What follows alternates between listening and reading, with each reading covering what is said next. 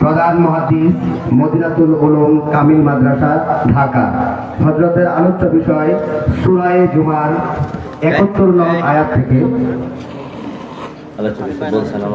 হুজুরকে আলোচনা পেশ করার জন্য সবিনয় অনুরোধ করছি। আসসালামু আলাইকুম ওয়া রাহমাতুল্লাহি ওয়া বারাকাতুহু।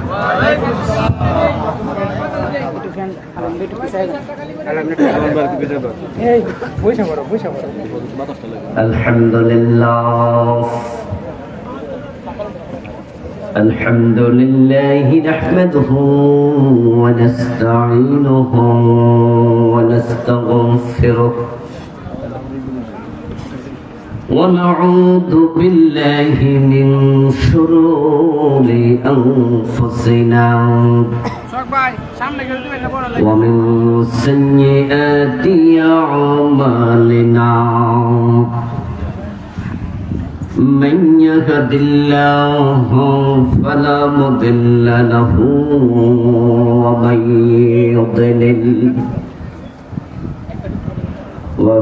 يضلل فلن تجد له وليا مرشدا وأشهد أن لا إله إلا الله وأن محمدا عبده ورسوله أما بعد فقد قال الله تعالى في كلامه المجيد أعوذ بالله من الشيطان الرجيم بسم الله الرحمن الرحيم قل هل ننبئكم بالأخسرين أعمالا الذين ضل سعيهم في الحياة الدنيا وهم يحسبون أنهم يحسنون صنعا قال النبي صلى الله عليه وسلم تكون بين الساعة فتن كقطع الليل المظلم يصبح فيها الرجل مؤمنا فيمسي كافرا ويمسي مؤمنا فيصبح كافرا ويبيع أقوام دينهم بعرض من الدنيا أو كما قال النبي عليه الصلاة والسلام সকলে মেহেরবানি করে দুরূদ শরীফ পড়ুন। আল্লাহুম্মা সাল্লি আলা মুহাম্মাদিন ওয়া আলা আলি মুহাম্মাদ কামা সাল্লাইতা আলা ইব্রাহিম ওয়া আলা আলি ইব্রাহিম ইন্নাকা হামিদুম মাজিদ। اللهم بارك على محمد وعلى آل محمد كما باركت على إبراهيم وعلى آل إبراهيم إنك حميد مجيد اللهم صل وسلم وبارك عليه। শ্যামগঞ্জ ঐতিহাসিক গরুহাটা ময়দানে আয়োজিত আজকের দ্বিতীয় বার্ষিক তাফসীরুল কোরআন মাহফিলের সম্মানিত সভাপতি বিশিষ্ট আলেমে দ্বীন গোহালাকান্দা নুরুল উলুম মাদ্রাসার সম্মানিত মুহতামিম মুহতারাম মাওলানা আলহাজ আব্দুল কাদির হাফিজাহুল্লাহ, আল্লাহ তাআলা হুজুরের নেক হায়াত দারাজ করুন। আজকের মাহফিলের সম্মানিত আলোচকবৃন্দ, উপস্থিত মুহতারাম ওলামায়ে হযরত, ইসলাম প্রিয় তৌহিদি জনতা, পর্দার অন্তরালে উপস্থিত সতী সাধবী, সম্মানিতা মা ও বোনেরা, প্রিয় দিনী ভাইয়েরা, আপনারা কেমন আছেন? মাশাআল্লাহ। আল্লাহ তাআলা আমাদেরকে ভালো রাখুন, সুস্থ রাখুন, যতদিন বাঁচিয়ে রাখেন সকলকে ঈমানের সাথে রাখুন, বলুন আমিন। আপনারা সকলে জানেন যে বর্তমান বিশ্বের সবচেয়ে মজলুম জনপদ ফিলিস্তিন। ফিলিস্তিনের গাজা উপত্যকা এখন বিশাল কবরস্থান। সেখানকার রাফা এবং খান ইউনুস সহ ফিলিস্তিনের বিশাল একটি জনপদকে জালেমরা বদ্ধভূমিতে পরিণত করেছে। আমরা আল্লাহর কাছে মাহফিলে শুরুতে দোয়া করি, জালেমের জুলম থেকে আল্লাহ ফিলিস্তিনিদেরকে মুক্তি দান করুন। তামাম পৃথিবীতে মুসলমানের সংখ্যা প্রায় 200 কোটি। স্বাধীন মুসলিম রাষ্ট্রের সংখ্যা, যারা জাতিসংঘের সদস্যপদ পেয়েছে, ওআইসির সদস্য 57টিরও বেশি। টোটাল মুসলিম রাষ্ট্র 65 কান্ট্রিজ, 65টি।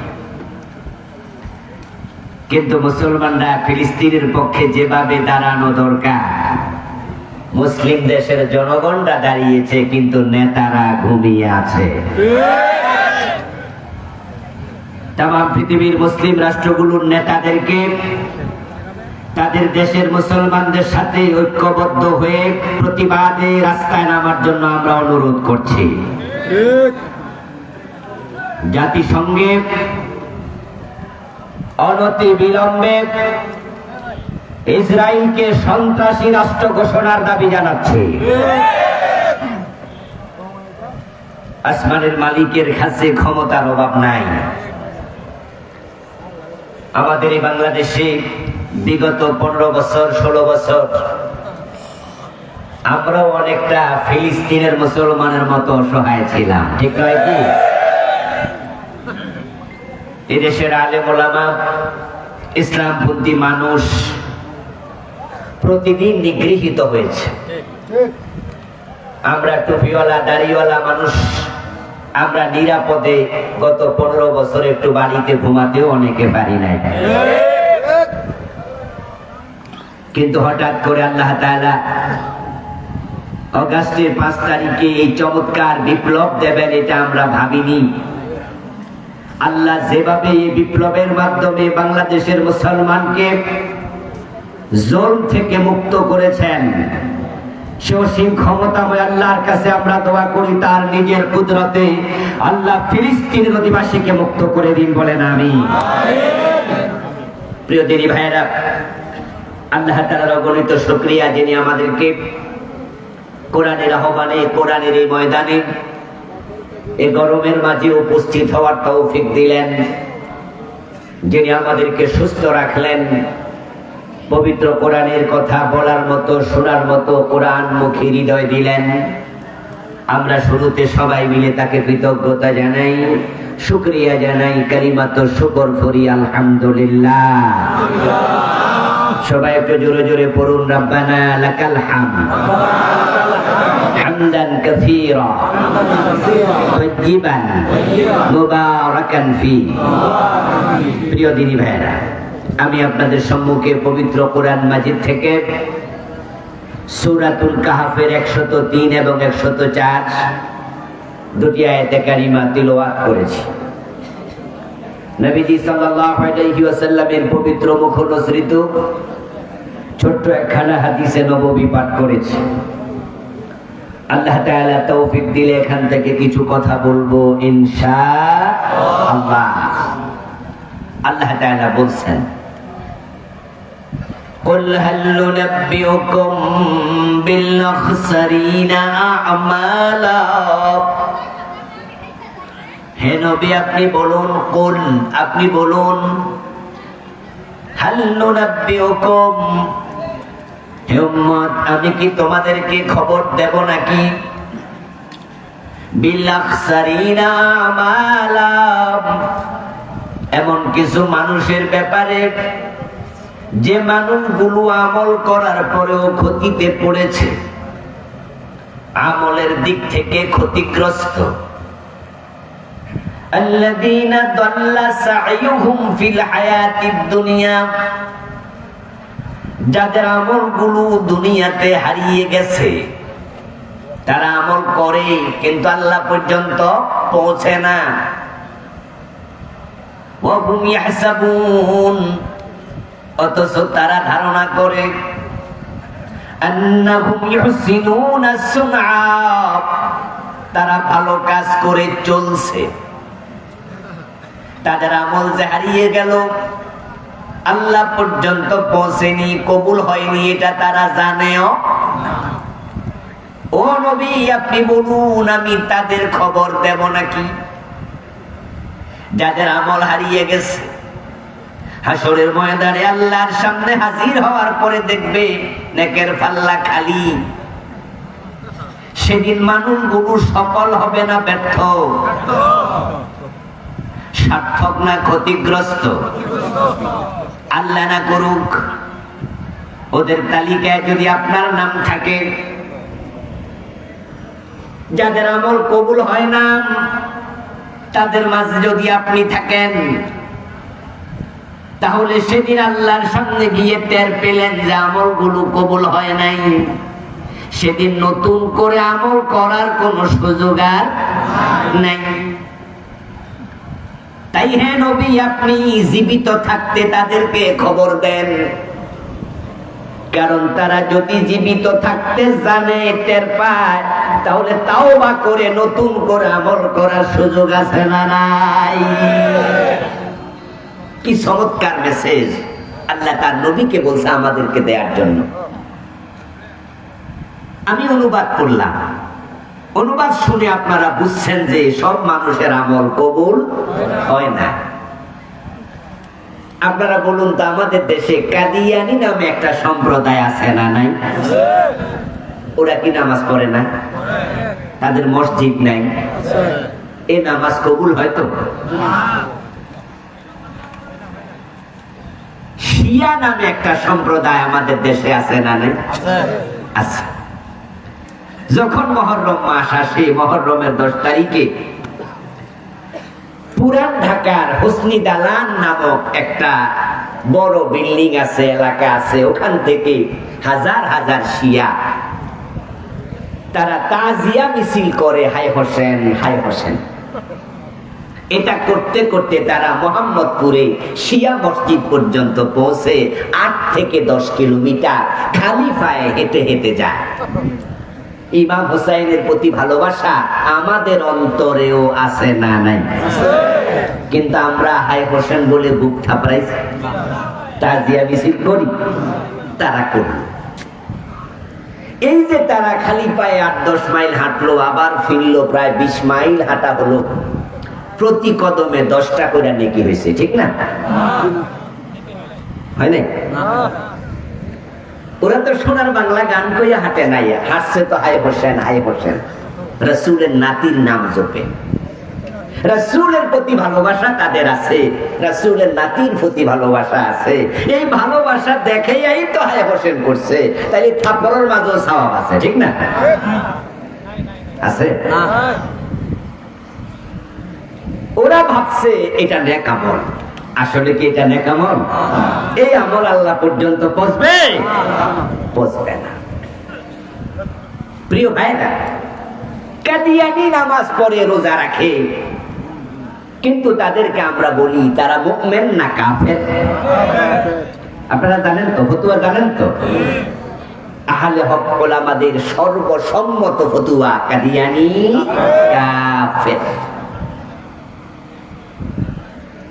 অথচ ঢাকার বকশীবাজারে গেলে, ঢাকা আলিয়া মাদ্রাসার পাশে দেখবেন কাদিয়ানীদের কত চমৎকার মসজিদ, আহমদিয়া মুসলিম জামাতের মসজিদ। ওখানে 5 ওয়াক্ত আজান হয়, 5 ওয়াক্ত নামাজ হয়। মুয়াজ্জিন ঘোষণা করছে প্রতিদিন, আশহাদু আল্লা ইলাহা ইল্লাল্লাহ, আল্লাহ ছাড়া কোনো ইলাহ নাই। কাদিয়ানী মসজিদের মুয়াজ্জিন কানে আঙ্গুল দিয়ে উচ্চ স্বরে ঘোষণা করছে, আশহাদু আন্না মুহাম্মাদার রাসূলুল্লাহ, নিশ্চয়ই মুহাম্মদ আল্লাহর রাসূল। কাদিয়ানীর মুয়াজ্জিন এই আজান দেয় যে আজান আমি দেই, আপনি দেন, সামান্য পার্থক্য নাই। কাদিয়ানীরা যখন নামাজ পড়ে তাদের আত্তাহিয়াতুর মাঝে তারাও পড়ে আশহাদু আল্লা ইলাহা ইল্লাল্লাহু ওয়া আশহাদু আন্না মুহাম্মাদান আবদুহু ওয়া রাসূলুহু। আচ্ছা, আমাদের এখানে যদি এখন কোন হিন্দু মাহফিল কমিটির কাছে এসে অনুরোধ করে যে আমি এখানে মুসলমান হতে আসছি, আমরা তাকে বরণ করব, তারপরে তাকে মুসলমান বানানোর জন্য আমরা সূরা ফাতিহা পড়াবো নাকি কালেমা শাহাদাত পড়াবো? তো কালেমার মাঝে কি আছে? আশহাদু আল্লা ইলাহা ইল্লাল্লাহ ওয়া আশহাদু আন্না মুহাম্মাদান আবদুহু ওয়া রাসূলুহু। এটা পড়ার সাথে সাথে আমরা বুকে জড়ায়া ধরব, আমরা বলবো এই লোকটা এখন থেকে মুসলিম, আমাদের ভাই। তো কাদিয়ানী যারা নামাজ পড়ে তারা তো আত্তাহিয়াতুর মাঝে প্রতিদিন প্রতি ওয়াক্তে প্রতি নামাজেই কালেমাই পড়ে, কিন্তু তামাম বাংলাদেশের সব আলেম বলে তুমি কালেমা পড়েও লাভ নাই, তুমি কাদিয়ানী, তুমি কি কাফের। কারণটা কি? প্রবলেম কি? আমার বন্ধু, হাসরের ময়দানে অসংখ্য মানুষ আল্লাহ তাআলার সামনে হাজির হওয়ার পরে দেখবে তাদের নেকের আমলনামাটাই সাদা কাগজের মতো একবারে খালি, একটা নেকিও নাই। আল্লাহ তাআলার সামনে দাঁড়িয়ে সেদিন সে বলবে, প্রভু আমি তো 5 ওয়াক্ত নামাজ পড়েছি, আমার সওয়াব কই? রমাদানে রোজা রেখেছি, হিসাব করে করে আমি যাকাত দিয়েছি, কিন্তু আমার আমলনামা কেন খালি? সওয়াবগুলো কোথায় গেল? আল্লাহ তাআলা তখন জবাব দেবেন, বান্দা তুমি কি সূরা কাহফের 103 104 নম্বর আয়াত পড়ো নাই, যেখানে আমি বলেছি আল্লাযীনা দাল্লা সা'য়ুহুম ফিল হায়াতিদ দুনিয়া, কিছু মানুষ আছে যাদের আমলগুলো দুনিয়াতে হারিয়ে গেছে। তুমি তো তাদের একজন। প্রিয় ভাইরা, বন্যা যখন হয়, বর্ষাকালে পানি হয়, আমি আপনাদের এলাকায় কম আসি, আসছি 2-1 কিন্তু অ্যাভেলেবেল আসি না, এই জন্য এবার এলাকা সম্পর্কে জানি না। আপনারা একটু জবাব প্রভাব দিলে আমি বুঝবো আমার কথা বুঝছেন। খালের মাঝে মাছ ধরার জন্য জেলেরা বর্ষাকালে আমাদের কুমিল্লা অঞ্চলে আমরা দেখি এরকম জাল বসায় বাঁশ দিয়া, তারপরে পিছন দিয়া চাপ দিলে ওই জালটা এইভাবে ওঠে। এটার কি নাম? খরা জাল, কুমিল্লায় বলে বেয়াল জাল। নামের মাঝে একটু পার্থক্য হয়েছে। এই জালে মাছ ধরে ধরে আমরা দেখতাম জেলেরা এই মাছগুলোকে তারা রাখার জন্য একটা বাঁশ দিয়া ছিদ্র ছিদ্র করে একটা পাত্র বানায়, যেটাকে আমাদের কুমিল্লা অঞ্চলে বলে ডুলা। নেত্রকোনা কি বলে? মাছ রাখে যে খালই না তালুই?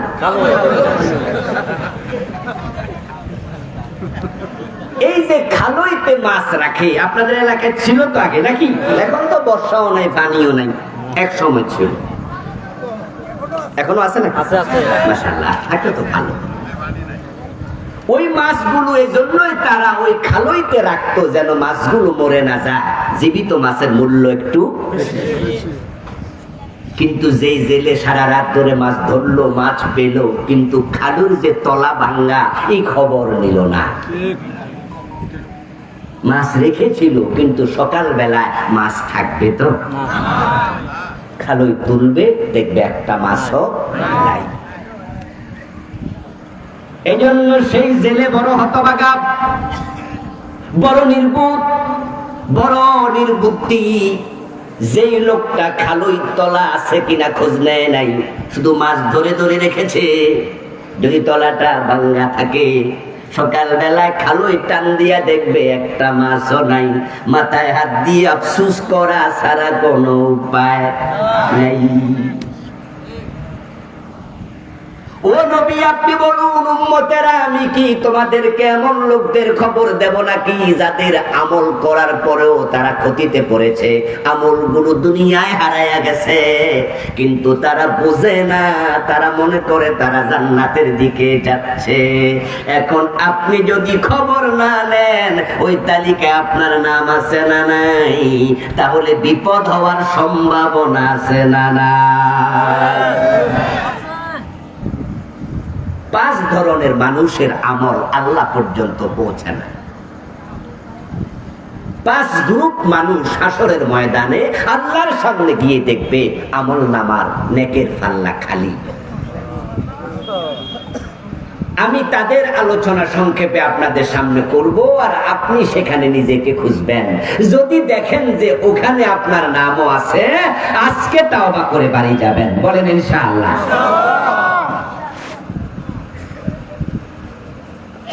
কিন্তু আল্লাহর সামনে যাওয়ার পরে যারা টের পাবে, ওই মানুষগুলো সেদিন আফসোস করবে আর কানবে, আল্লাহ তাআলার কাছে বলবে, ওয়ালাউ আন্না লানা কাররাতান ফানাকুনা মিনাল মুমিনিন। ও আমার রব, ঈমান ছিল না তাই আমল কবুল হয় নাই। কাদিয়ানীরা নামাজ পড়ে রোজা রাখে, কিন্তু তাদের আমল নামায় কোনো নেক যোগ হয় না। যারা মুশরিক, যারা কাফের, তাদের মাঝে অনেক নেক আমলকারী আছে।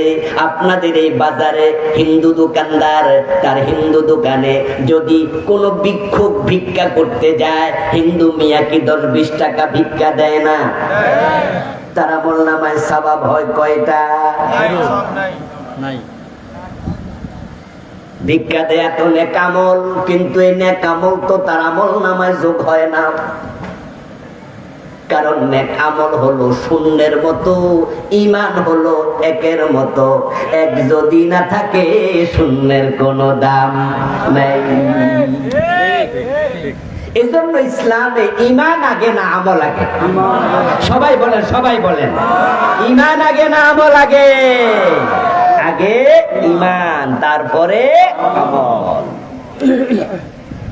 কাদিয়ানির ঈমান আছে না নাই? তাই তারা আমল করছে কিন্তু কোনো লাভ নাই। প্রিয় ভাই, মাদার তেরেসার নাম শুনেছেন? ইউরোপের নাগরিক ছিলেন তিনি, বসবাস করতেন ভারতে।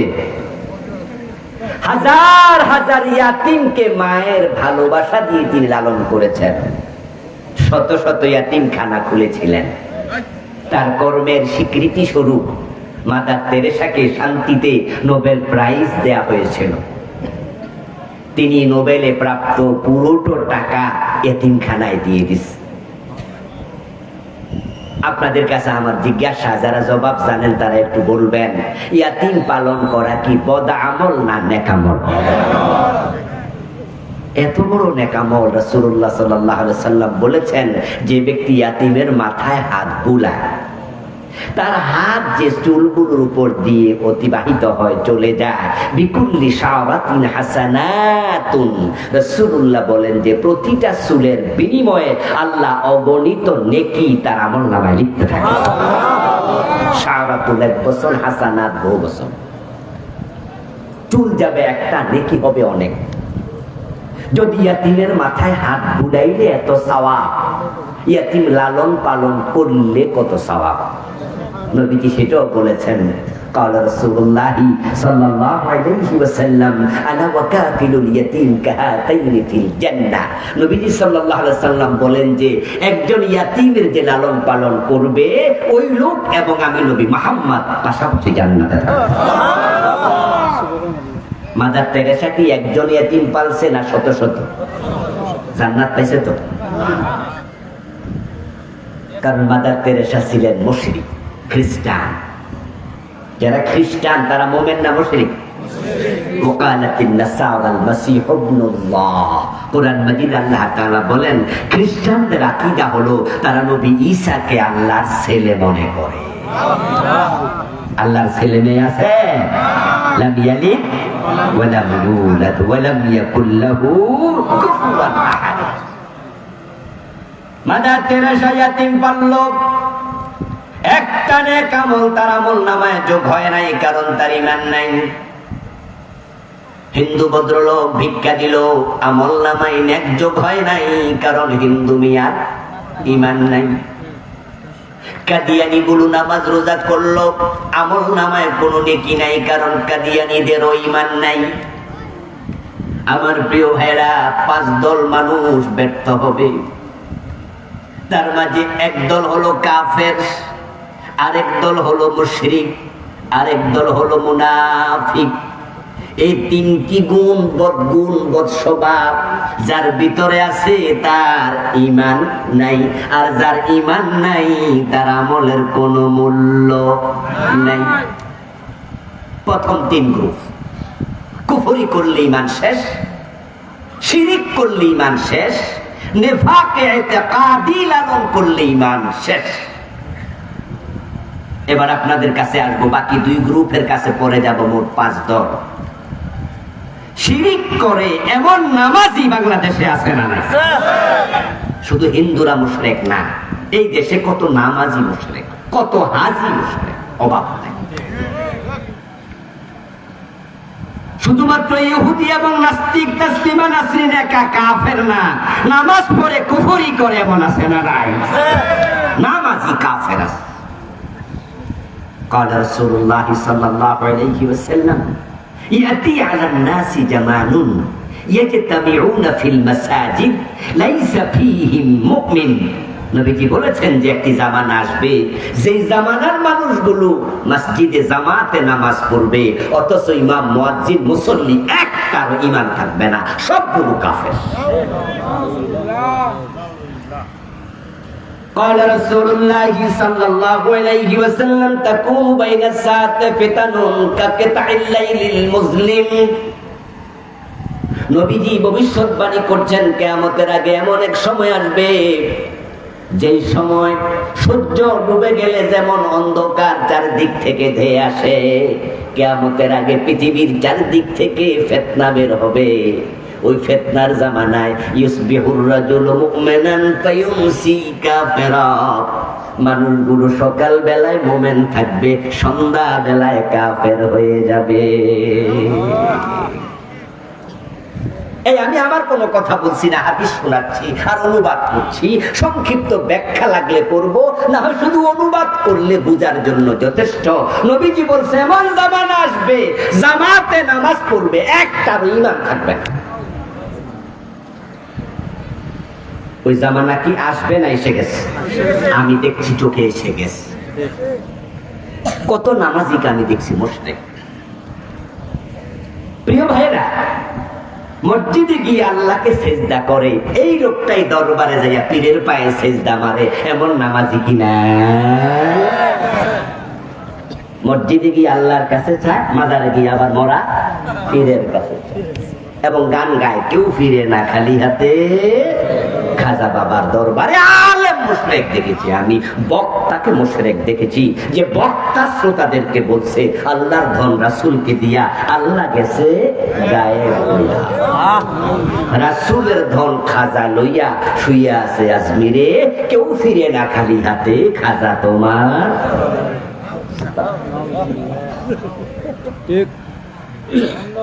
আপনি হাসছেন, আপনি হাসছেন।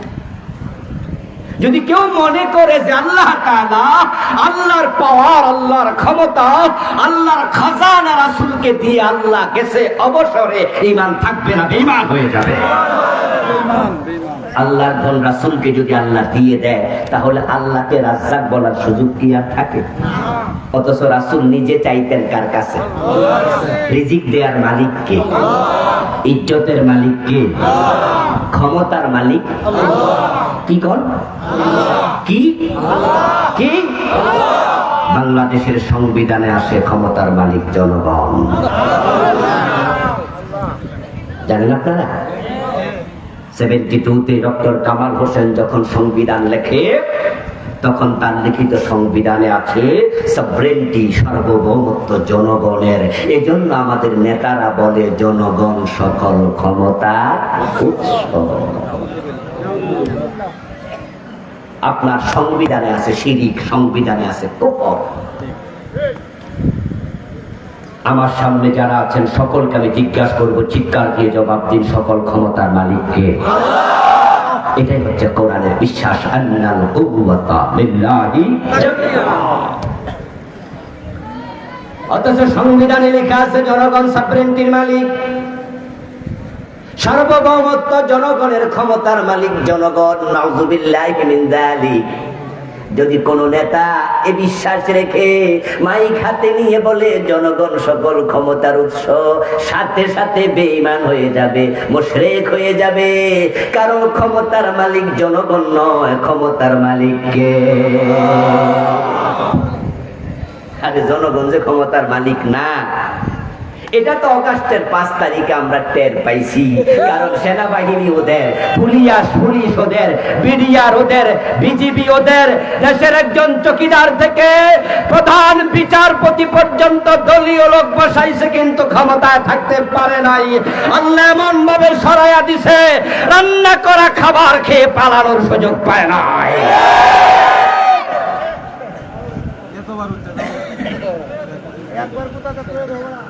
আমার প্রিয় ভাইরা, এমন ভাবে পালাইছিল, ওনারা ঘোষণা করছিল ভিশন 2041, মনে আছে রে? 2041। আসমানের মালিক বলে জিনা, মাত্র 45 মিনিট। জেনারেল ওয়াকাশ, উনি কি আমাদের আত্মীয় না উনার আত্মীয়? উনারা না বোন জামাই, জানেন তো আপনারা? জেনারেল মোস্তাফিজের মাইয়ের জামাই, উনার বোন জামাই। অনেক সিনিয়র অফিসারকে টপকাইয়া তাকে জুনিয়র থেকে প্রধান সেনাপতি বানিয়েছে, সেনাবাহিনীর প্রধান বানিয়েছে। উনার আত্মীয়, উনার নিজের দলের লোক। আর ওই বেটা গিয়ে বলছে, ম্যাডাম 45-41 অন্টন বুঝি না, 45 মিনিটের বেশি আপনাকে প্রোটেকশন দেয়া যাবে না, তাড়াতাড়ি পালিয়ে যান।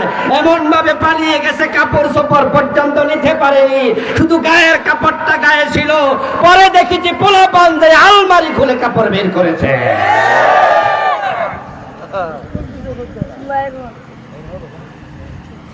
2041 দূরের কথা, 45 মিনিট এর আগে আউট। তাহলে বোঝা গেল ক্ষমতার মালিক কে? হ্যাঁ, বলিল্লাহুম্মা মালিকাল মুলক তুতিল মুলকা মান তাশা ওয়া তানজিউল মুলকা মিম্মান তাশা ওয়া তুইজ্জু মান তাশা ওয়া তুযিল্লু মান তাশা। এই আয়াতগুলো বারবার শুনেছেন, হুজুররা নামাজের মাঝেও পড়ে। অর্থের দিকে খেয়াল করবেন, ঈমান আনবেন ভালো করে কোরআনের উপরে।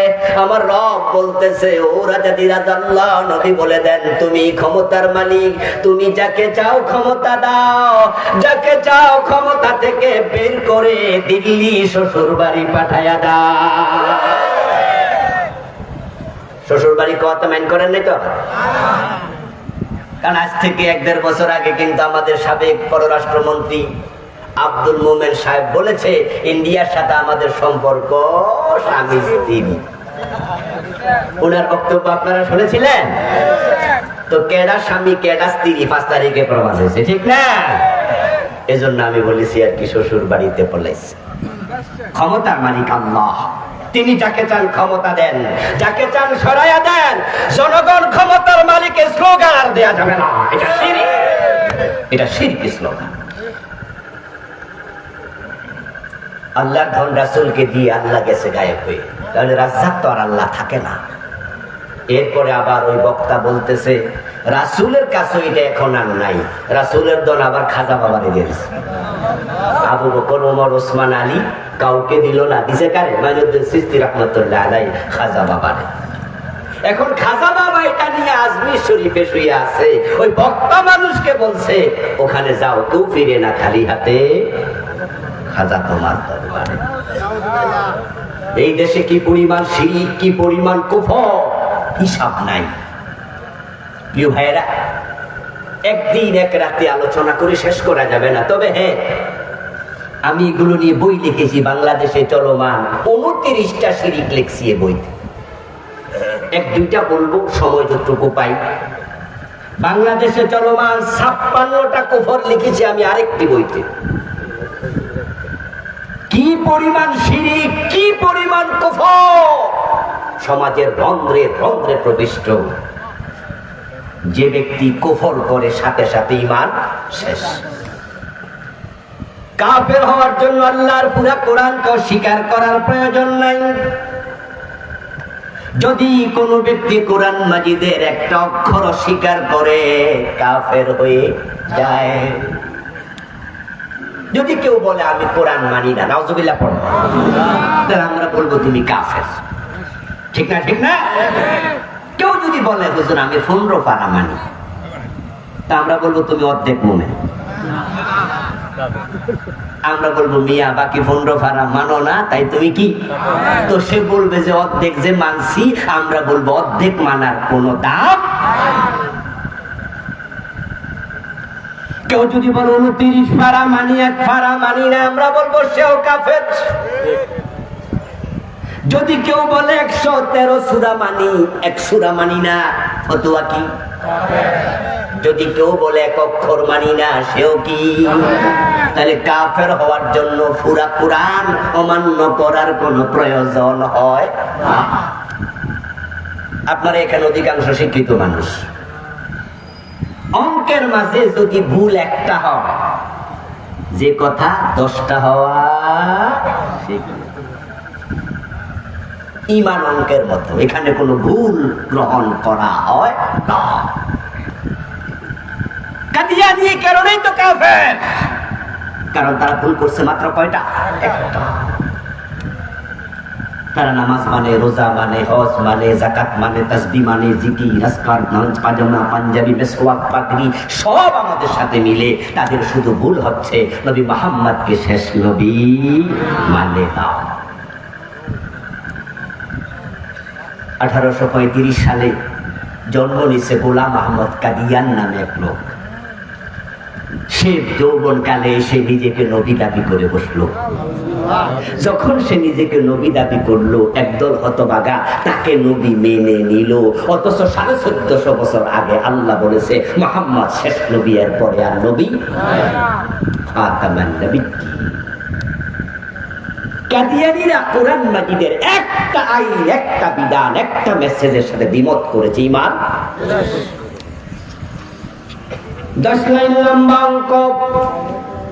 একজন ছাত্র 9 লাইন ঠিক লিখেছে, শেষ লাইনে ভুল করছে, কত পাবে?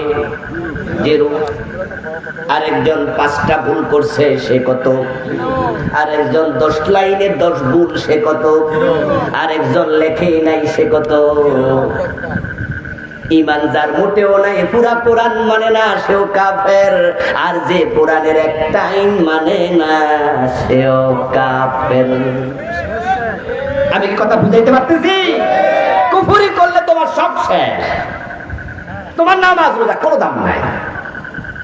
এই জন্য নবীজি বলছেন যে এমন জামানা আসবে, ইয়াতামিউনা ফিল মাসাজিদ লাইসা ফীহিম মুমিন। ইমামও কাফের, মুয়াজ্জিনও কাফের, মুসল্লি সব কাফের, জামাতে নামাজ পড়বে, ঈমানই নাই। ওই জামান আসতেছে। আমার প্রিয় ভাইয়ের, আপনাদের কাছে আমার একটু প্রশ্ন, জবাব দিয়েন, আমিও বলবো, আপনারাও বলবেন। কথায় কথায় আসবে, ইবলিস শয়তান মুমিন না কাফের?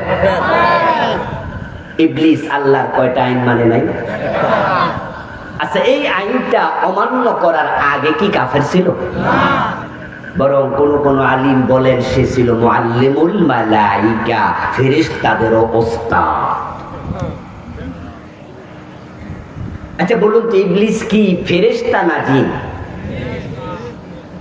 বলেন বলেন বলেন দেখি। মাশাআল্লাহ, সব দিকে আলেম। ইয়েস।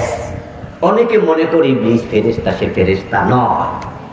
কোরআনে আল্লাহ বলছে কানা মিনাল জিন। ইবলিস হলো জিন জাতির লোক। কিন্তু আল্লাহ তাআলা আদমকে যখন বানান, তখন সেজদা করার জন্য বলেছিলেন ফেরেশতাদেরকে, ইয ক্বালা রাব্বুকা লিল মালাইকাতি ইন্নী জাইলুন ফিল আরদি খলিফা। আলোচনা হচ্ছে ফেরেশতাদের সাথে। ওয়া ইয কুলনা লিল মালাইকাতি ইসজুদু লি আদম, আমি বলেছি ও ফেরেশতারা আদমকে সেজদা করো। প্রসঙ্গ, আলোচনা, আলোকপাত, বর্ণনা ফেরেশতাদের সাথে হচ্ছে। ইবলিস সেখানে আসলো কোত্থেকে? ইবলিস তো ফেরেশতা না, কারণ মিনাল জিন, সে তো জিন জাতির লোক। আমার বন্ধু ইবলিস সেখানে আসছে আল্লাহর ইবাদত করতে করতে। ওই জিন জাতির সদস্য ইবলিস এমন উপরে উঠছে, এখন আল্লাহ তাকে ফেরেশতাদের সাথে একসাথে থাকার অনুমতি দিয়ে দিছে। একটি হাদিসে পাওয়া যায় ইবলিস আল্লাহর এত ইবাদত করেছে যে পৃথিবীর ৫ আঙ্গুল জমিন খুঁজে পাওয়া যাবে না যেখানে ইবলিসের সিজদার দাগ নাই। সে জিন জাতির লোক, কিন্তু ইবাদত করতে করতে করতে করতে অনেক উপরে উঠে গেছে। কিন্তু সেই ইবলিস বর্তমানে মুমিন না কাফের? সবাই বলেন না ভাইয়েরা, মুমিন না কাফের? সে আল্লাহর কয়টা আইন মানে নাই? আদমরে সিজদা করো, সে করলো না, ঈমান শেষ। আল্লাহ কোরআন মাজিদে বলেন না মানাকা আল্লা তাসজুদ ইযা মারতুক, ওই ইবলিস তোকে অর্ডার করেছিলাম আদমরে সিজদা কর, কেন করলি না? ইবলিস যদি বলতো রব্বানা যালামনা আনফুসানা ওয়া ইল্লাম তাগফির লানা, আল্লাহ আমার ভুল হইয়া গেছে, নবী আদম আলাইহিস সালামের মতো যদি বলতো আমারে maaf করে দাও, ইবলিস রে ক্ষমা করার ক্ষমতা আল্লাহর আছে না নাই? কিন্তু ক্ষমা চাইছিল না, গাদ্দারি করছে। আবা ওয়াস্তাকবারা ওয়া কানা মিনাল কাফিরিন, কথা তো শোনে নাই, উল্টা আরো ঘাটতেরামি করে। সে বলে আনা খায়রুম মিনহু খালাকতানি মিন নার ওয়া খালাকতাহু মিন তিন, সে কয় আমি না সেরা, কেন আমি সিজদা করব? যখনই গাদ্দারি করেছে সাথে সাথে আল্লাহ বলে ফাখরুজ মিনহা ফাইন্নাকা রাজিম, বেরিয়ে যাও জান্নাতের সীমা থেকে, তুই অভিশপ্ত, তুই কাফের, বেরিয়ে যা। আল্লাহর কথা শোনে না, গাদ্দারি করেছে, ঈমান শেষ। ৫৪ বছর বাংলাদেশ চলছে ডক্টর কামালের লেখা সংবিধান দিয়ে। কোরআন থাকতে মানুষের লেখা সংবিধানের প্রয়োজন নাই।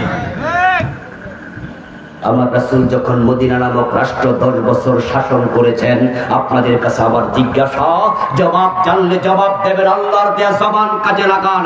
আমার রাসূল কি মন মতো দেশ চালাইছে না কোরআন মতো? সে কোরআন বাংলাদেশে আছে না নাই? কিন্তু ৫৪ বছর বাংলাদেশ কোরআনের আইনে চলে না ব্রিটিশ আইনে চলে। ডক্টর কামাল যখন সংবিধান লেখে কোরআনের আইনগুলো ঢোকায় নাই। কোরআনে আল্লাহ বলে চোর ধরে হাত কাটো, আর ব্রিটিশরা আইন বানাইছে চোর ধরে জেলে দাও।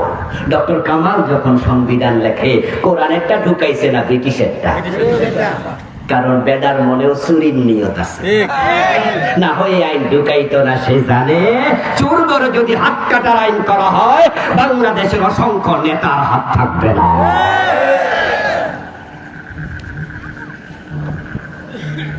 আমার প্রিয় ভাইয়েরা, শয়তান আল্লাহ তাআলার একটা অর্ডার শুনলো না, শয়তানের ঈমান শেষ। কাদিয়ানি আল্লাহ তাআলার একটা মেসেজ মানলো না, কাদিয়ানিদের ঈমান শেষ। এখন আপনাদের কাছে আমার প্রশ্ন, বাংলাদেশে আমরা আল্লাহর আইন কয়টা মানি না একটু হিসাব করুন। চোর ধরে হাত কাটো এমন আইন কোরআনে আছে কিনা? ৫৪ বছরে কয়দিন মানছেন? জেনা করলে ১০০ বেত লাগাতে হবে, সূরা নূরে আছে না নাই? কোন আদালতে আইন মেনেছে? মদ পান করলে ৮০ বেত লাগাও, এমন আইন হাদিসে আছে না নাই? হযরত ওমর তো নিজের ছেলে মদ পান করেছে, তাকে রেহাই দেন নাই। মদ্যপানের অপরাধে প্রিয় পুত্রকে নিজ করে মেরেছ, দুররা মরেছে পুত্র তোমারই চোখের পরে। আমার রাসূল সাল্লাল্লাহু আলাইহি ওয়াসাল্লাম তো বলেছিলেন আমার মেয়ে ফাতেমা যদি চুরি করে আমি ফাতেমার হাতটাও কাটবই। চোর ধরে হাত কাটা নফল না ফরজ? জোরে বলেন নফল না ফরজ? জেনা করলে 100 বেত লাগানো, বিবাহিত হলে পাথর মারা, নফল না ফরজ? এই রাষ্ট্রীয় আইনগুলো আমরা কয়দিন মেনেছি? শয়তান মানে নাই কয়টা? জোরে বলেন কয়টা? আমরা মানি নাই কয়টা? তো শয়তানরে ফতুয়া দিলেন সে মুমিন না কাফের? একটা না মাইনা সে কাফের, আপনারা ডজন ডজন বাদ দিয়া খবর কি? কি খবর? قال رسول الله صلى الله عليه وسلم الكيس من دان نفسه وعمل لما بعد الموت। নবীজি সাল্লাল্লাহু আলাইহি ওয়াসাল্লাম বলেন দুনিয়ার সবচেয়ে সচেতন চালাক মানুষ হলো ওই লোকটা যে নিজেকে নিয়ন্ত্রণ করে, আত্মসমালোচনা করে, নিজের দোষ নিজে খুঁজে সংশোধন করে, সে হলো চালাক মানুষ। এখন আমাদের যে ভুলগুলো আছে সেগুলো সংশোধন দরকার আছে না? না কেউ কেউ বলবেন যে হুজুর চোর ধরে হাত কাটা এরা আমরা অস্বীকার করি না, তা আমরা তো মানি। জেনা করলে পাথর মারো, বিবাহিত লোক অবিবাহিত হলে 100 বেত লাগাও, আমরা তো স্বীকার করি না, আমরা তো ঈমান এনেছি, বিশ্বাস করি, মানি তো। আমি বলবো মানলে 54 বছরে করলা না কেন? বিচার মানি তালগা, এটা কি মানা হলো? এই দেশ যদি হিন্দুরা চালাতো, এই দেশ যদি খ্রিস্টানরা চালাতো, প্রধানমন্ত্রী হিন্দু, প্রেসিডেন্ট খ্রিস্টান, আইনমন্ত্রী ইহুদি, তাহলে আমরা বলতাম যে আল্লাহর আইন মানার পরিবেশ নাই, শুধু বিশ্বাস পর্যন্ত ঠিক আছে। কিন্তু 54 বছরে সব নেতা মুসলমান, তাহলে আল্লাহর আইন বাদ কেন? এই বাদ যাওয়াই প্রমাণ করে বাস্তবে তোমরা বিশ্বাস করো নাই।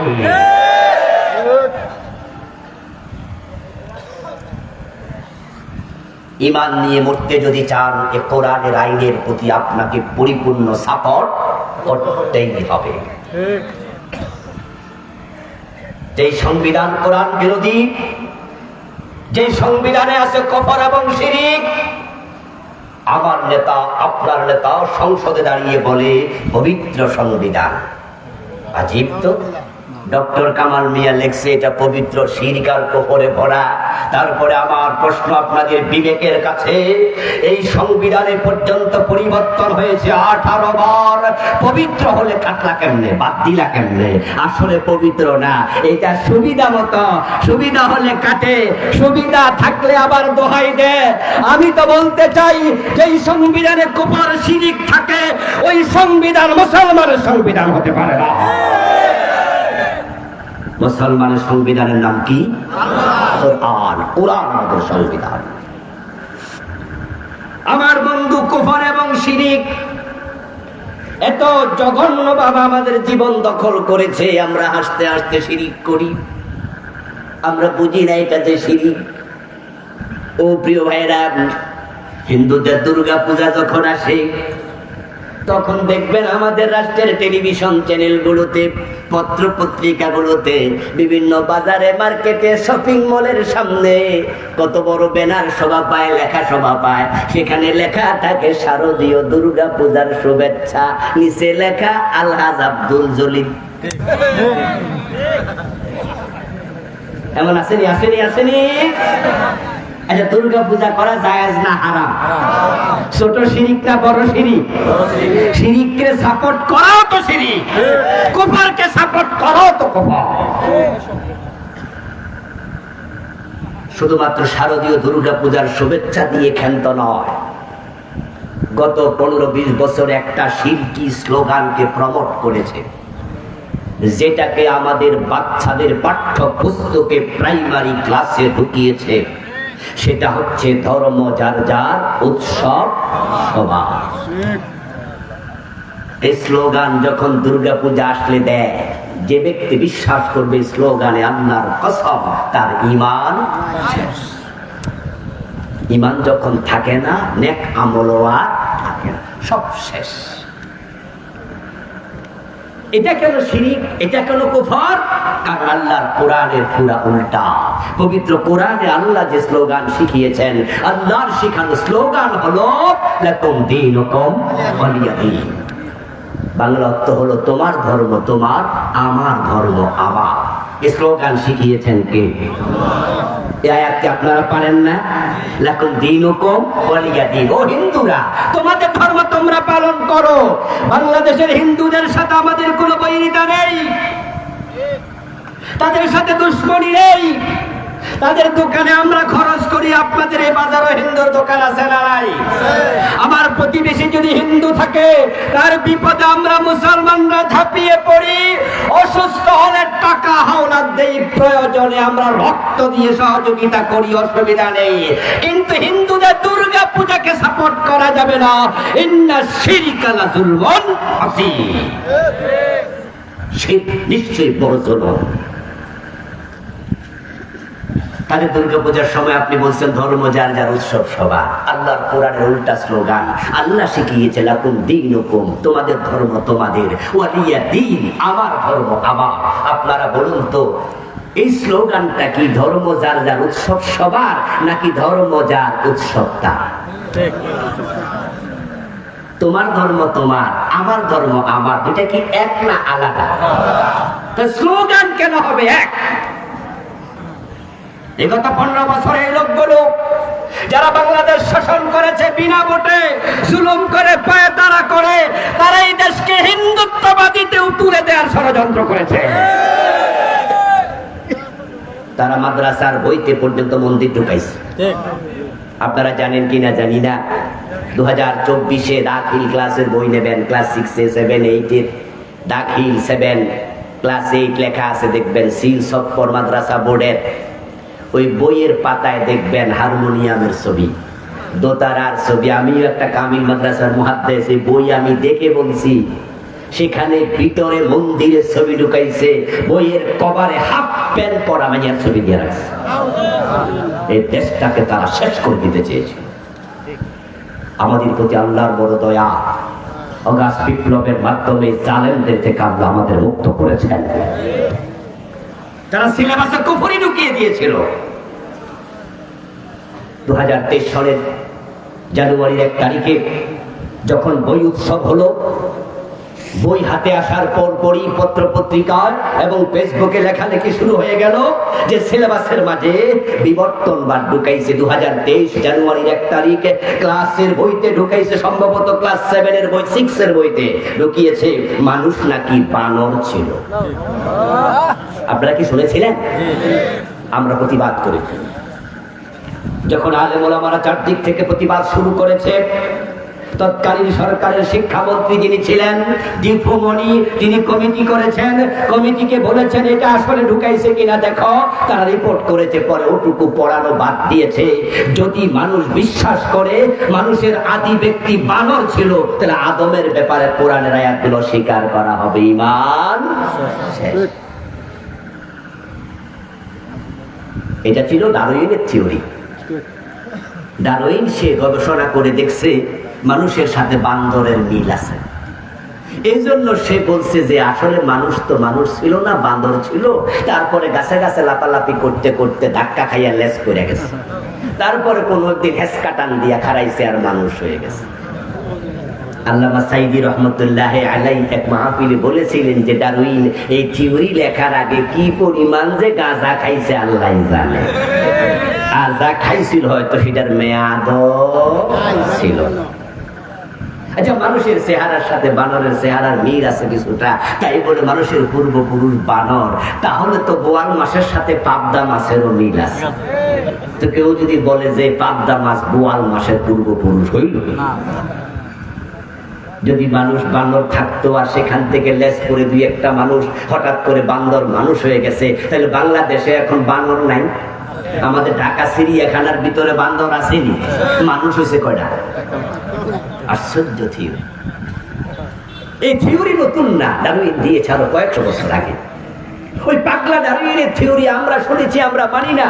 ইউনিভার্সিটি লেভেলে বিবর্তনবাদ পড়ানো হয়, এগুলো নিয়ে আমরা মাথা কামাইনি, মাহফিলগুলোতে আমরা বলিও নি, প্রয়োজন নাই। সামান্য সামান্য আলোচনা আসছে প্রসঙ্গক্রমে, আল্লামা সাইদিও বলেছেন। কিন্তু যখন আমরা দেখলাম এটা প্রাইমারির সিলেবাসে, হাই স্কুলের সিলেবাসে ঢুকিয়ে দেওয়া হয়েছে, তখন আমরা আর চুপ থাকতে পারিনি। কারণ তারা বাংলাদেশের বাচ্চাগুলোকে কাফের বানানোর ষড়যন্ত্র শুরু করেছে। সিলেবাসে কুফর গ্রহণযোগ্য নয়। হিন্দুরা দুর্গাকে মা বলে, এটা তাদের ব্যাপার, বলুক।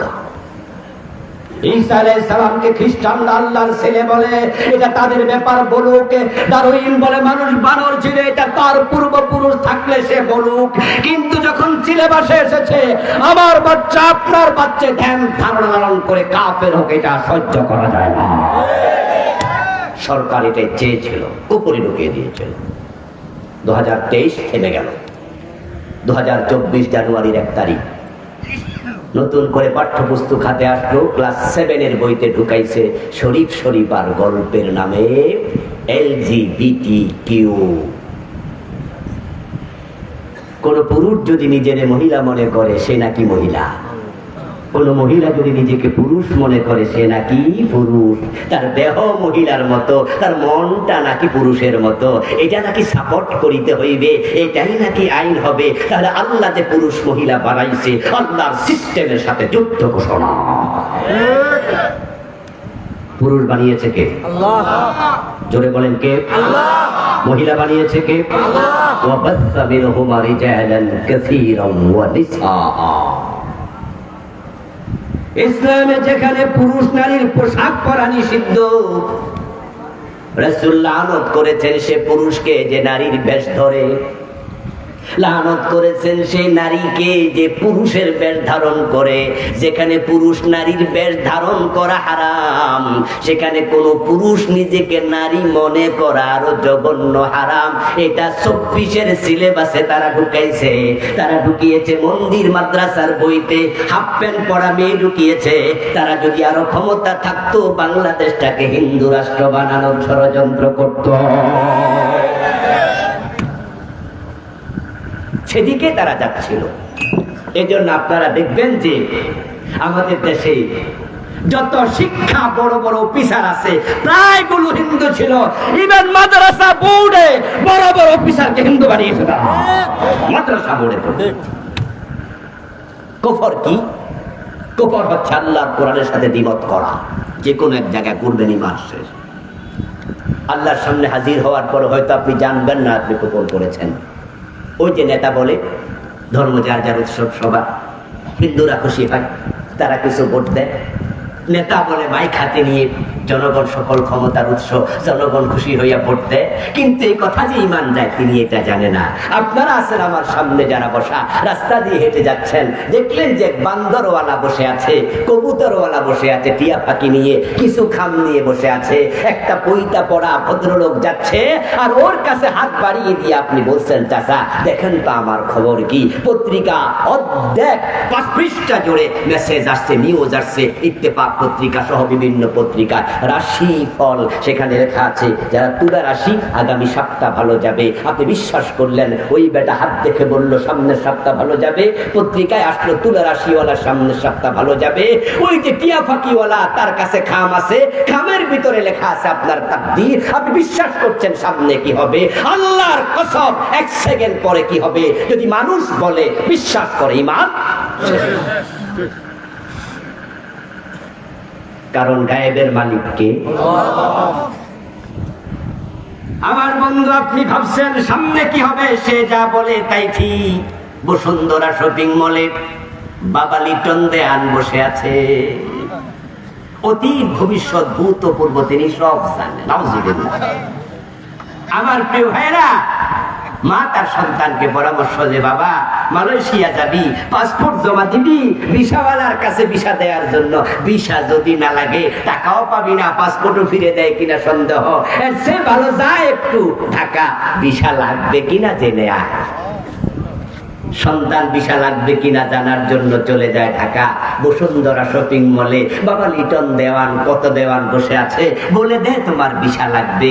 অথচ গত 10-12 বছরের ভিতরে বসুন্ধরাতে আগুন লাগছে 3 বার, বেটার দোকানের খবরই নিজের মার্কেট পুড়ে গেল সে জানে না, আর আপনার ভিসার খবর নাকি সে জানে। আশ্চর্য মানুষ।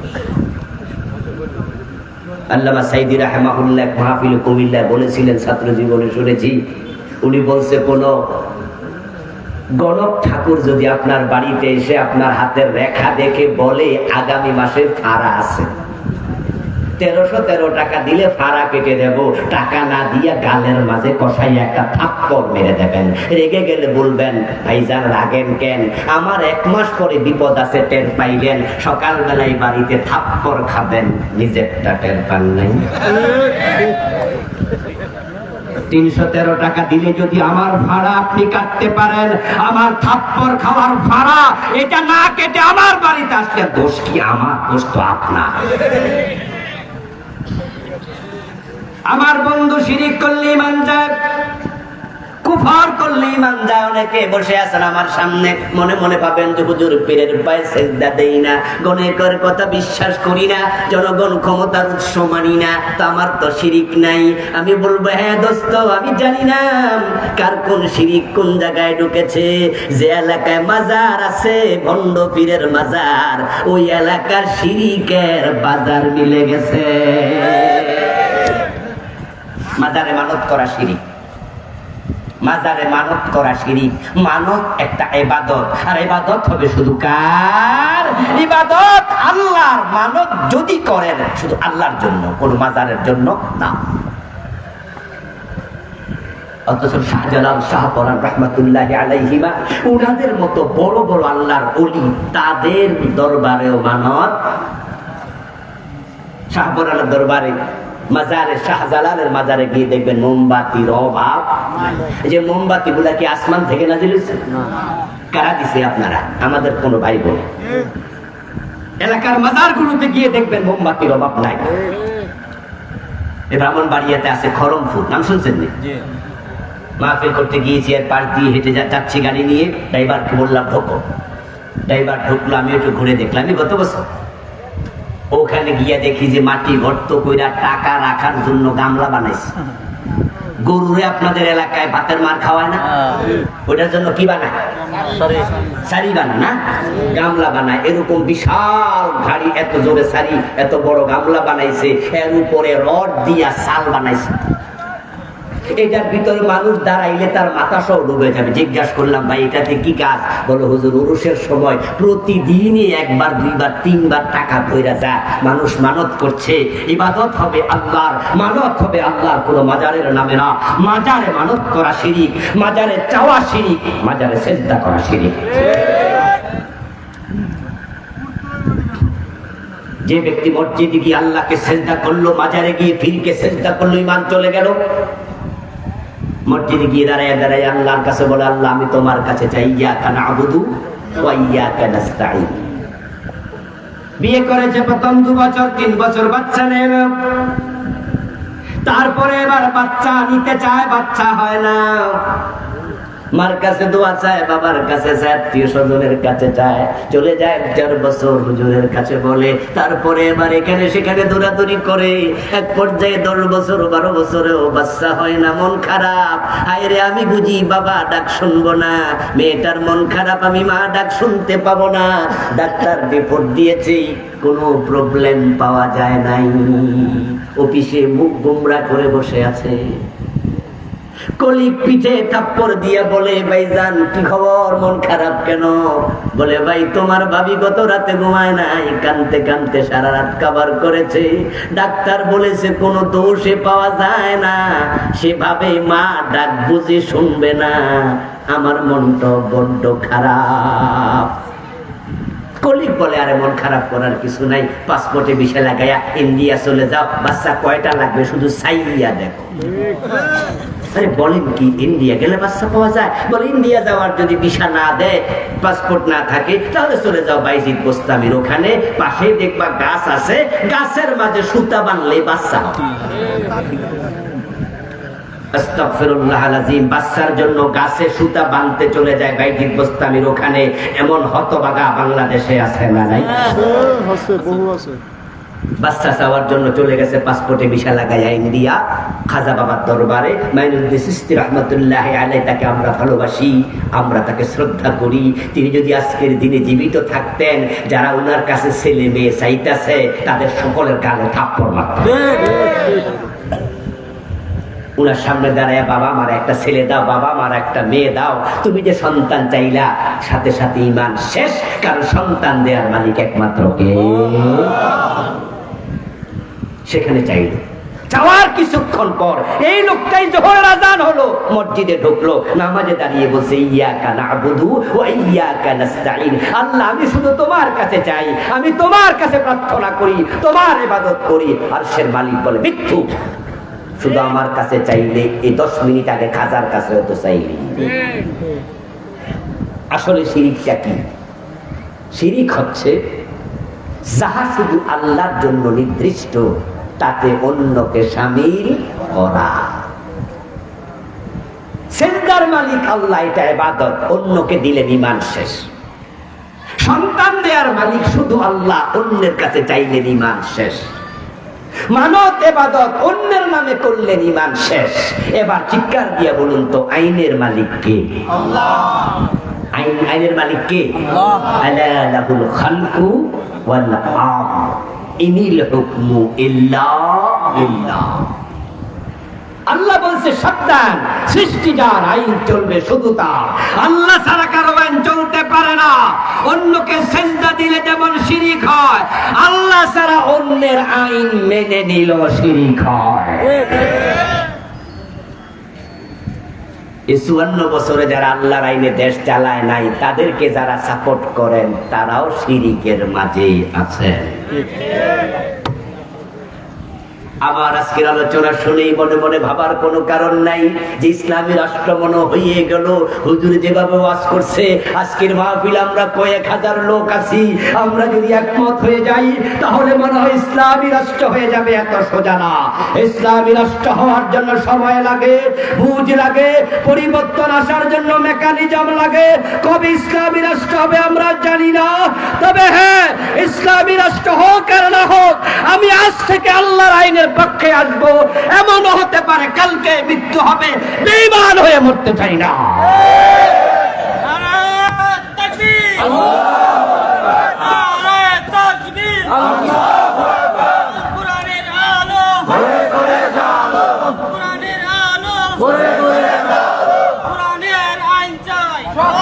আমার প্রিয় ভাইয়েরা, তাহলে কুফর আর শিরিক করা যাবে না, এটা তো বুঝলেন। বলেছি 3-4টা শিরিক বলবো, 29টা লিখেছি, বাকিগুলো পড়বেন। বই আমার ড্রাইভারের কাছে মঞ্চের পিছনে গাড়িতে আছে, নিবেন, পড়বেন, ছোট্ট বই। কত রাইটার লিখেছে শিরিক নিয়ে, পড়বেন। হাসরের ময়দানে আল্লাহর সামনে হাজির হয়ে দেখবেন যে আমল নামায় শিরিক আছে। আর সেদিন বলবেন, আল্লাহ, আমি জানতাম না এটা যে শিরিক।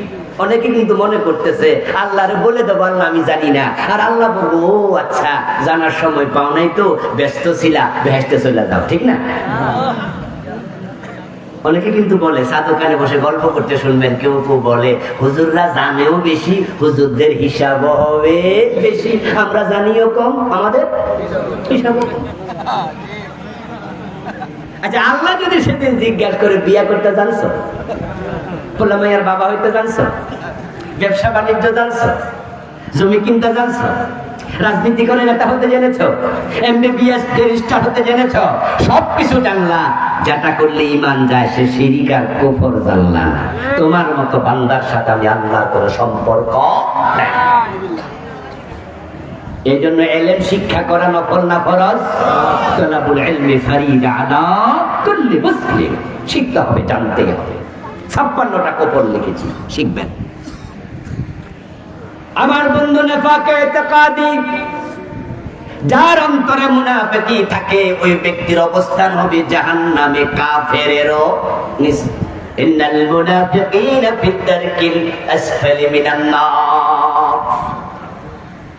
নবীজি মুহাম্মদ সাল্লাল্লাহু আলাইহি ওয়াসাল্লামের হাতে হাত রেখে কালেমা যারা পড়েছিল তাদের মাঝে একজন ছিল আব্দুল্লাহ ইবনে উবাই। ওই আব্দুল্লাহ ইবনে উবাই হলো মুনাফিকদের নেতা। সে আব্দুল্লাহ ইবনে উবাই যখন মারা যায়, আমার রাসূল নিজে তার জানাজার নামাজের ইমামতি করেছেন এবং তার জানাজার নামাজের পরে তার ছেলে বলল, ইয়া রাসূলুল্লাহ, আমার বাবা তো ভালো মানুষ না, কবরে রাখার সাথে সাথে আযাব শুরু হয়ে যেতে পারে, যদি আপনার গায়ের জামাটা দিতেন, আপনার জামাটা পেঁচায়া কবরে রাখতাম, আপনার জামার ওসিলায় যদি আল্লাহ কবরের আযাব মাফ করে। মদিনার প্রেসিডেন্ট রাহমাতুল লিল আলামিন গায়ের জামাটা দিয়ে দিলেন। উনার জামাটা পেঁচায়া কবরে রাখা হলো। কবরে রাখার আগে রাসূলুল্লাহ সাল্লাল্লাহু আলাইহি ওয়াসাল্লাম আব্দুল্লাহ ইবনে উবাইর মাথাটা নিজের রানের উপর রাখলেন। মুখ থেকে পবিত্র থুতু বের করে আব্দুল্লাহ ইবনে উবাইর কপালের মাঝে, গালের মাঝে রাসূলুল্লাহ লেপটে দিলেন। মনে মনে ভাবলেন, যদি মুখের থুতুর উসিলায় আল্লাহরে মাফ করে। রাসূল বলে, আমি মাফ চাই তার জন্য 70 বারের বেশি।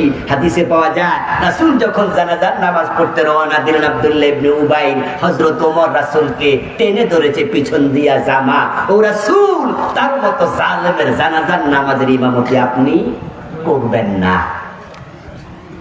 রাসূলুল্লাহ বলে, ওমর ছেড়ে দাও, আমি তার ছেলের সাথে ওয়াদা দিছি। তার ছেলে আইছিল, তার ছেলে আইসা আমার বলছে, হুজুর আমার বাবা তো মারা গেছে, জানাজার নামাজটা আপনি পড়ান। ও খুব বুদ্ধিমান, তার ছেলে ছিল ভালো মুমিন, তার নামও ছিল আব্দুল্লাহ। সে বুঝে আমার রাসূল যদি নামাজে দাঁড়ায়া আল্লাহর কাছে বলে, আল্লাহুম্মা গফিরলি হাইয়িনা ওয়া মাইয়িতিনা, রাসূলের দোয়া কবুল হয়েও যেতে পারে। আরে আমরা তো কেউ মারা গেলে আমরা মনে মনে বলি যে আমার বাবার জানাজার নামাজটা যদি এলাকার সবচেয়ে বড় হুজুরে পড়াইতো, ঠিক না? আব্দুল্লাহ ইবনে উবাইর ছেলের সাথে আমি ওয়াদা দিছি, ওমর আমার জামা ছাড়ো, আমি তার জানাজার নামাজ পড়াবো, ওয়াদা দিছি, আমি তার মাফ করে দিছি। হযরত ওমর বলেন, সহিহ বুখারীর হাদিস, সূরাতুত তাওবার ব্যাখ্যায় কিতাবুত তাফসীরে সহিহ বুখারীতে এসেছে, হযরত ওমর বলেন, আমি রাসূলের জামা কেন টেনে ধরেছি সেদিন মনে হলো আমার এখনো বুক কাঁপে। আমার রাসূল বলে, ওমর জামা ছাড়ো, আমি জামা ছেড়ে দিলাম। রাসূল রওনা দিলেন। আমি আবার বললাম, ইয়া রাসূলুল্লাহ, আজকে আপনি আব্দুল্লাহ ইবনে উবার জানাজার ইমামতি করবেন, করেন গা, আমি তো আর আপনাকে থামাতে পারবো না, সেই ক্ষমতা আমার নাই। তবে রাসূল শুনেন, আজকে আপনার দোয়া কবুল হবে না। ওমর যখন বললেন, ইয়া রাসূলুল্লাহ, আজকে আপনার দোয়া কবুল হবে না, রাসূলুল্লাহ বলে, ওমর ওহী নাযিল হয় আমার কাছে, আর ফতোয়া তুমি দেও, ঘটনা কি? তুমি কেমনে জানো দোয়া কবুল হবে না? হযরত ওমর বলে, ইয়া রাসূলুল্লাহ, আপনি তো কোরআন মাজিদের আয়াত শুনিয়েছেন, আল্লাহই তো বলছে, ইস্তাগফির লাহুম আও লা তাস্তাগফির লাহুম ইন তাস্তাগফির লাহুম 70 মাররাতান ফালান ইয়াগফিরাল্লাহু লাহুম। আল্লাহ তাআলা কোরআনে বলছে, এই জাতীয় মুনাফিকের জন্য 70 বার ক্ষমা চাইলেও আল্লাহ ক্ষমা করবে না। রাসূল বলে, ওমর তুমি বুঝো নাই, আল্লাহ আমারে মানা তো করে নাই, সাজিদুহু, আমি 70 বারের বেশি ক্ষমা চাইবো। রাহমাতুল লিল আলামিন মুনাফিকরে ক্ষমা করে, মক্কা বিজয়ের দিন কাফেররে ক্ষমা করে। রাসূলের চরিত্র একসানে যাওয়া না ক্ষমা করা, জুলুম করা না মাফ করা। আর আমরা উম্মত দাবি কইরা আমরা তো মাফ করি না, বরং গত 15-16 বছরে আমরা দেখেছি যারা অপরাধ করে নাই অপরাধ ছাপাইয়া দিয়া ফাঁসি পর্যন্ত দিছে। আবার কয় আমরা রাসূলের উম্মত। কত বড় জালেম, কত বড় জালেম! বিশ্ববিখ্যাত মুফাসসির, তামাম পৃথিবীর অসংখ্য রাষ্ট্রে 40 বছরের বেশি যিনি কোরআনের তাফসীর করলেন, যার তাফসীর শুনে হাজার হাজার কাফের মুসলমান হয়েছে, ওই লোকটাকে 13টা বছর বিনা দোষে বন্দী করে রেখেছিল। শুধু বন্দী করে ক্ষান্ত হয়নি, জিজ্ঞাসা মিটেনি, শেষ পর্যন্ত সুস্থ মানুষটাকে অসুস্থতার নাম করে হাসপাতালে নিয়ে বিষ প্রয়োগে হত্যা করেছে। আল্লামা সাইদি রাহিমাহুল্লাহ ছেলেরা ইতিমধ্যে দাবি করেছে, তারা বলেছে একাধিকবার, তাদের বাবার স্বাভাবিক মৃত্যু হয় নাই। কি জুলুম করেছে আলেম ওলামাদের উপরে, ক্ষমা তো করেই নাই, জুলুম করেছে মামুনুল হক ভাইকে ধরে নিয়া নিজের বউ দিয়া ধর্ষণের মামলা করেছে। কি জুলুম করেছে তারা। আমার রাসূলের চরিত্র ক্ষমা করা আর তাদের চরিত্র জুলুম করা। তবে চূড়ান্ত কথা হচ্ছে ইন্নাহু লা ইউহিব্বুজ জালিমিন, আল্লাহ জালেমদেরকে পছন্দ করে না। ইন্নাহু লা ইউফলিহুজ জালিমুন, কোরআনে আল্লাহ বলেছে নিশ্চয়ই জালেমরা কখনো সফল হয় না। আলহামদুলিল্লাহ, আগে তো কোরআন পড়েছি, আগে কোরআন বুঝেছি, আগে কোরআন থেকে শুনেছি, 5 তারিখে কোরআনের আয়াত নিজের চোখে বাস্তবায়ন দেখেছি। আল্লাহ জালেমদেরকে ব্যক্তিত্ব করে দেয়। আল্লাহর নবী চলে গেলেন, জানাজার নামাজ পড়ালেন, রানের উপরে মাথা রেখে থুতু মেখে তারপরে কবরে রাখলেন। আব্দুল্লাহ ইবনে উবার কবর সমান করে দেয়া হলো। জিবরিল আমিন হাজির হয়ে গেলেন। আল্লাহ তাআলা সূরাতুত তাওবার একটি আয়াত নাযিল করে দিলেন, যেখানে আল্লাহ তাআলা বলেন ওয়ালা তুসাল্লি আলা আহাদিম মিনহুম মাতা আবাদা ওয়ালা তাকুম আলা কবরিহি ইন্নাহুম কাফারু বিল্লাহ। নাউযুবিল্লাহ পড়েন। ও নবী, এই মুনাফিকের কবরের পাশে আসবেন না, জানাজার নামাজ আর পড়াবেন না, দোয়া কইরা লাভ নাই, কোনো দোয়া কবুল হবে না, কারণ তাদের ঈমান নাই। এই নেফাকে ইতিকাদি, আমি আমার ঈমান কুফর বই নামে একটি বই লিখেছি, আমি মোট 7টা বই লিখেছি আলহামদুলিল্লাহ। এই বইটাও এখানে আছে। আমি কোরআন হাদিস থেকে মুনাফিকের আলামত লিখেছি 28টা। বাংলাদেশে শুনে 3টা। কথা কইলে মিথ্যা বলবে, আমানত দিলে খেয়ানত করবে, ওয়াদা করলে খেলাপ করবে, আর একটা হাদিস আছে ঝগড়া করলে গালি দেবে। এই 4টা হাদিস পর্যন্ত 4টা আলামত খুব প্রচার হয়, অথচ 4টা নেফাকে আমলি। এগুলোতে ঈমান যায় না, এগুলো কবিরা গুনাহ হয়, এগুলো অপরাধ। কিন্তু এমন কিছু নেফাক আছে যেটাতে ঈমানই থাকে না। তার মাঝে একটা হচ্ছে জিহাদ অপছন্দ করা, চরম মুনাফিকি। গত 15 বছরে জিহাদের ওয়াজ করার কোন পরিবেশ ছিল না, বরং জিহাদের কথা যে আলোচনা করেছে, যে খতিব মসজিদে বলেছে, যে বক্তা মাহফিলে বলেছে, তাকে জঙ্গিবাদের মামলা দেওয়া হয়েছে। ওয়াইদা উনজিলাত সূরাতুন মুহকামাহ وذكر فيها القتال رأيت الذين في قلوبهم مرض ينظرون إليك نظر المغشي عليه من الموت। আল্লাহ কোরআন মাজিদে বলেন, ও নবী, যখনই জিহাদের আয়াত নাযিল হয়, লড়াই করো, কিতাল করো, আয়াত যখন আসে, যাদের অন্তরে মুনাফিকি আছে, রোগ আছে, দেখবেন জিহাদের কথা শুনলে চেহারা কালো হয়ে গেছে। জিহাদের কথা শুনলে চেহারা কালো হয়ে যায়। এমন 2-4 আলেম ওলামা বীর বুজুর্গ আছে না নাই? যে হুজুর জিহাদের ওয়াজ করে ইঙ্গিত দিয়া কয় এই হুজুর মনে কোন দল করে। আরে ভাই, রাস্তার পাশ দিয়ে যাচ্ছে, গাড়িতে করে, পাশে মাহফিল, 3-4 জন যাত্রী প্রাইভেট কারে বসে আছে। একজন বলতেছে, রে ভাই, গাড়ির গ্লাসটা একটু নামাই দিয়েছে, হুজুর কি ওয়াজ করে একটু দেখি, শুনি না, একটু গাড়ি যাইতে যাইতে শুনি। ওই ড্রাইভার সাহেব, গতিটা একটু কমাও তো, হুজুরের ওয়াজ 2-1 মিনিট যা পারি শুনে লই গাড়িতে বইয়া বইয়া। এর মাঝেই হুজুরের জিহাদ সংক্রান্ত আলোচনা কানে আসছে। লগের জন কর, আরে মিয়া গ্লাস তুলালা, বুঝা লাইছি হুজুর কোন দল। নামাজের ওয়াজ শুনলে দল খোঁজে না, রোজার ওয়াজ শুনলে দল খোঁজে না, কিন্তু জিহাদের ওয়াজ শুনলে দল মনে আসে। অথচ নামাজের কথা কোরআনে আছে 80 বারের কম বেশি, রোজার কথা আছে মাত্র 3-4 বার, হজের কথা আছে মাত্র 4-5 বার, কিন্তু জিহাদের কথা আছে ডিরেক্ট ইনডিরেক্ট 500 বার। আমার রাসূল জীবনে হজ করেছেন একটা, আর জিহাদ করেছেন 27 যুদ্ধে সেনাপতি হয়ে 27টা। রাসূল সাল্লাল্লাহু আলাইহি সাল্লামের একজন সাহাবী খুঁজে পাওয়া যাবে না যিনি সামর্থ্যবান অথচ যুদ্ধের মাঠে যায় নাই, এমন একজন সাহাবীও নাই। বরং রাসূলের মেয়ে ফাতেমাতুজ জাহরা রাদিয়াল্লাহু তাআলা আনহা মহিলা মানুষ, উনিও যুদ্ধের মাঠে গেছে।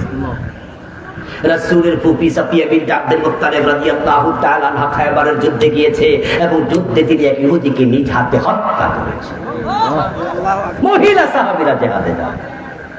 রাসূলের একজন অন্ধ সাহাবী ছিল, নাম ছিল আব্দুল্লাহ ইবনে উম্মে মাকতুম রাদিয়াল্লাহু তাআলা আনহু। ওই আব্দুল্লাহ ইবনে উম্মে মাকতুম যুদ্ধের মাঠে শহীদ হয়েছে।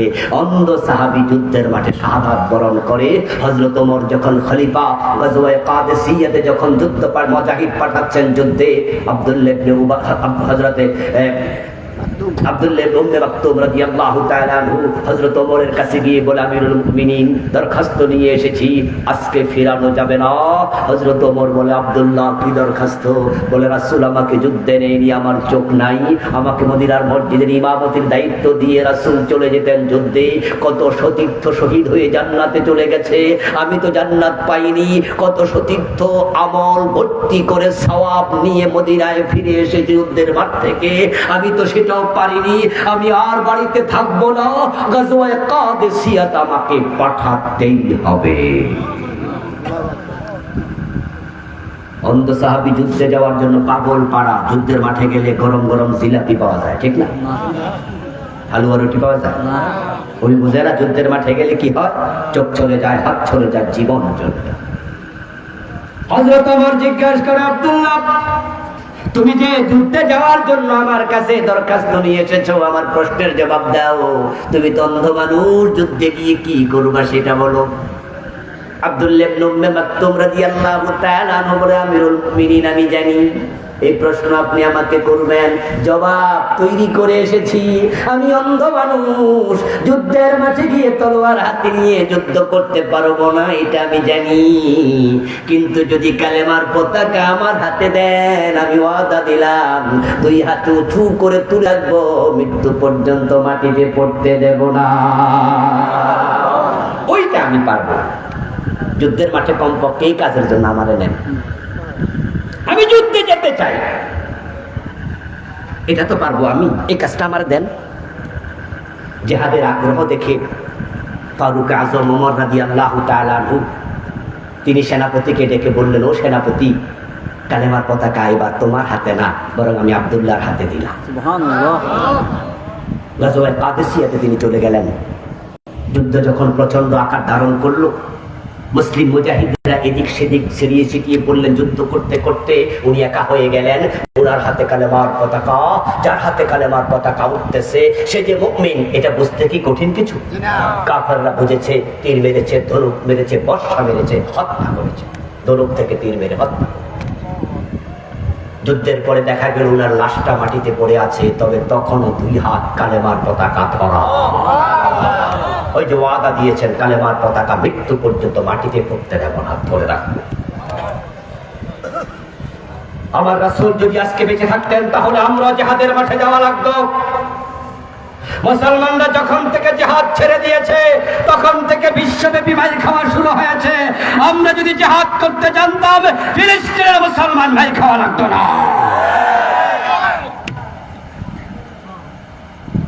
একটি সময় ছিল যখন মুসলমানের এক হাতে ছিল কোরআন, আর এক হাতে ছিল তলোয়ার। সেই স্পেনের মুসলমান লাঞ্ছিত হয়েছে। তারিক বিন জিয়াদ রাহিমাহুল্লাহ 4000 সৈন্য নিয়ে আরব থেকে স্পেন চলে গিয়েছে। আল্লাহ পুরো স্পেনকে মুসলমান হাতে তুলে দিয়েছে। প্রায় অর্ধ সহস্র বছর ইসলামের পতাকা স্পেনে উড়েছিল। তাম পৃথিবীর সব জায়গায় মুসলিম যেখানে ইজ্জত, সেখানে মুসলিম ছিল যেখানে বিজয় পদক চুম্বন করেছে, সেখানে অর্ধ পৃথিবী আল্লাহ মুসলমানের হাতে তুলে দিয়েছিল। কারণ মুসলমান জিহাদ করতে জানতো, অন্যায় করেনি, অন্যায় সহ্য করেনি। শায়েখ আব্দুল রহমানের মতো বোমাবাজি করাকে আমরা জিহাদ বলি না। নিরীহ মানুষ হত্যা করার নামও জিহাদ না। জিহাদ মানে হলো অন্যায় যেখানে, প্রতিরোধ সেখানে। ফিলিস্তিনের মুসলমান কেন এখানে? 200 কোটি মুসলমান নাকে তেল দিয়ে কেন ঘুমাচ্ছে? পাকিস্তানের কাছে পরমাণু অস্ত্র আছে, তুরস্কের কাছে প্রশিক্ষিত সৈন্য আছে, সৌদি আরব, কাতার, দুবাইয়ের কাছে কোটি কোটি ডলার আছে। 250 কোটি মুসলমান